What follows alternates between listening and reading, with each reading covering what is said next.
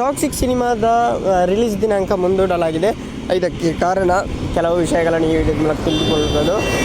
ಯಾರೆಲ್ಲ ನಮ್ಮ YouTube channel ಮೊದಲು ನೋಡ್ತಿದ್ರಿ ಅವರೆಲ್ಲ ಸಬ್ಸ್ಕ್ರೈಬ್ ಮಾಡ್ಕೊಳ್ಳಿ ಮತ್ತು ಅಲ್ಲಿ ಪಕ್ಕದಲ್ಲಿರೋ ಬೆಲ್ ಐಕಾನ್ ಪ್ರೆಸ್ ಮಾಡಿ ಗೈಸ್. ಯಶ್ ನಟನೆಯ ಟಾಕ್ಸಿಕ್ ಸಿನಿಮಾ ಭಾರತದ ಅತ್ಯಂತ ನಿರೀಕ್ಷೆಯ ಸಿನಿಮಾ ಎನಿಸಿಕೊಂಡಿತ್ತು. ಸಿನಿಮಾ ಟೀಸರ್, ಪೋಸ್ಟರ್, ಹಾಡುಗಳು ಬಿಡುಗಡೆ ಆಗಿ ಸಿನಿಮಾಕ್ಕೆ ಹೈಪ್ ನೀಡಿದ್ದವು. ಸಿನಿಮಾ ನೋಡಲು ಪ್ರೇಕ್ಷಕರು ಸಹ ತುದಿಕಾಲಿನಲ್ಲಿ ಎದುರು ನೋಡುತ್ತಿದ್ದರು. ಮಾರ್ಚ್ 19ರಂದು ಟಾಕ್ಸಿಕ್ ಸಿನಿಮಾ ಬಿಡುಗಡೆ ಆಗಲಿತ್ತು. ಸಿನಿಮಾದ ವಿತರಣೆ ಹಕ್ಕುಗಳನ್ನು ಮಾರಾಟ ಸಹ ಆಗಿಬಿಟ್ಟಿತ್ತು. ಆದರೆ ಇದೀಗ 16ನೇ ಸಿನಿಮಾ ಬಿಡುಗಡೆ ದಿನಾಂಕವನ್ನು ಚಿತ್ರತಂಡ ಮುಂದೂಡಲಾಗಿದೆ. ಇದು ಯಶ್ ಅವರ ಅಭಿಮಾನಿಗಳಿಗೆ ಮಾತ್ರವಲ್ಲದೆ ಕೆಲವರಿಗೂ ಕೂಡ ಬೇಸರ ಮೂಡಿಸಿದೆ ಅಂತಲೇ ಹೇಳ್ಬೋದು. ಆದರೆ ಯಶ್ ಹಾಗೂ ಚಿತ್ರತಂಡದ ಈ ನಿರ್ಧಾರ ಹಿಂದೆ ಮುಖ್ಯವಾದ ಕಾರಣ ಕೂಡ ಇದೆ ಅಂತಲೇ ಹೇಳ್ಬೋದು.